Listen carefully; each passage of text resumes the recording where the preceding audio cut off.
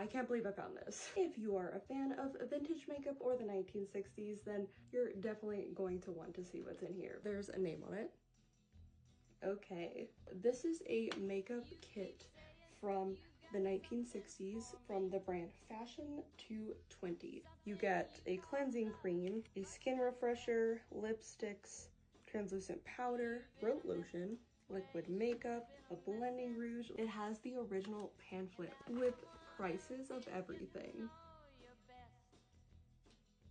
That they have like a point system.